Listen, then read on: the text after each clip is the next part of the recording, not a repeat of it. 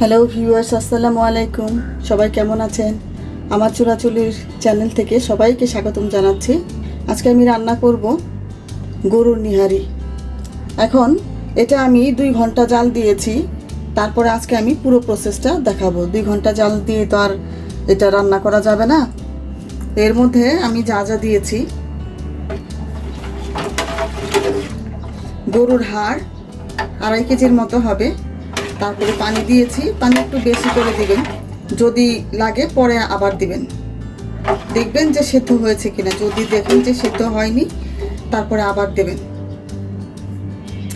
আর আমি এর মধ্যে দিয়েছি 1 চামচ আদা বাটা, 1 চামচ রসুন বাটা, আর লবণ, পানি, আর কিচ্ছু না। এখন শুধু এটাকে জাল করতে হবে 8 থেকে 10 ঘন্টা। তো আমি 2 ঘন্টার মতো জাল করেছি। তারপরেও দেখবেন 8 ঘন্টা জাল দেওয়ার পরে যদি হাড়ের মাংসটা না গলে, তাহলে আবারও আরেকটু পানি দিয়ে এটাকে গলিয়ে নিতে হবে, সিদ্ধ করতে হবে ভালোভাবে, যেন একদম সফট হয়ে যায়। তো ঠিক আছে, আমরা এখন এটাকে সিদ্ধ করার জন্য চুলায় বসালাম। ফুটে উঠেছে, এখন আমি একটু নেড়ে দিব। আর এর মধ্যে কিছু মশলা দিব। এখন একটা বড় তেজপাতা অর্ধেক করে, 4টে এলাচ, 2টো গরম মশলা। এটা হচ্ছে স্টার মশলা 3 ভাগের 1 ভাগ। লবণ আগেই দিয়েছি, যদি না হয় পরে আবার দিবেন। লবণ একবারে বেশি দিবেন না, একসঙ্গে বেশি করে দিলে পরে যখন পানিটা কমে যাবে লবণটা বেশি মনে হবে। এখন আমরা 6-7 ঘন্টা জাল হওয়ার জন্য অপেক্ষা করব। একদম পারফেক্ট রেস্টুরেন্ট স্টাইলে করতে চাচ্ছি, আপনারাও বাসায় করবেন, একবার হলেও করবেন, খেয়ে দেখবেন কেমন লাগে। দেখবো এখন কি অবস্থা।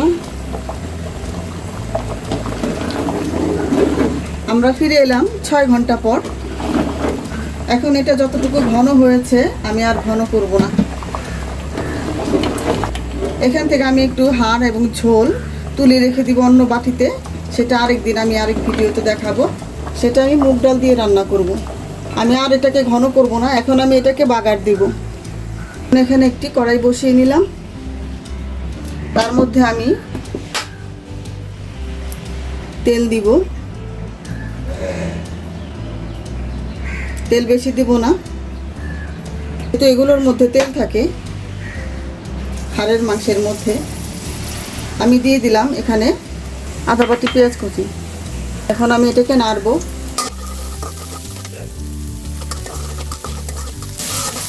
একদম ব্রাউন কালার করে ফেলতে হবে, আমরা যেভাবে বেরেস্তা করি ওরকম করতে হবে। তারপর এটার মধ্যে দিব আমি আদা কুচি, রসুন কুচি, নাড়তে থাকবো। এখন এর মধ্যে দিয়ে দিব আদা রসুনের পেস্ট 1/2 চামচ করে, দিয়ে দিব হলুদের গুঁড়ো, একটু গরম মশলা গুঁড়ো, অল্প একটু লবণ। যেহেতু আমার নিহেরির মধ্যে লবণ আছে, তার জন্য এখানে অল্প লবণ দিব।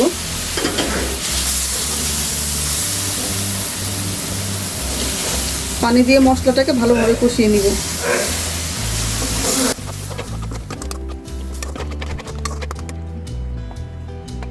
ঢেকে দিলাম। আমার মশলা কষানো হয়ে গিয়েছে। এখন আমি এটাকে নিহেরির মধ্যে ঢেলে দিব।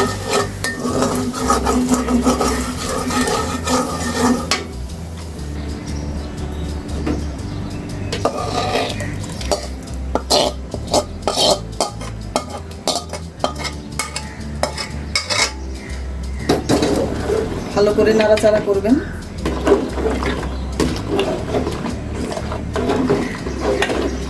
এই মশলাটা দেওয়ার পর কিছুক্ষণ জাল করতে হয়।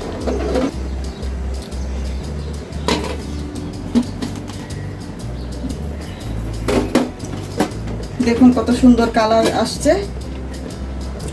অনেক সুন্দর একটা গন্ধ বের হচ্ছে।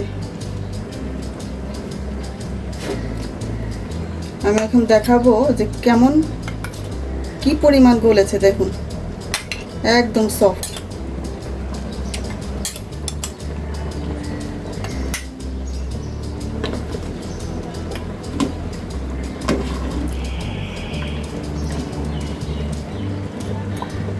হাড় থেকে সব মাংস ফুলে এসছে দেখুন।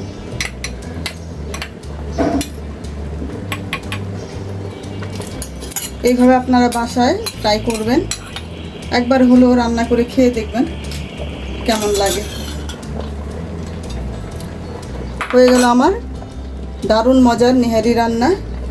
ফিরে আসছি আমরা পরের ভিডিওতে। সে পর্যন্ত সবাই ভালো থাকুন, সুস্থ থাকুন। আল্লাহ হাফেজ।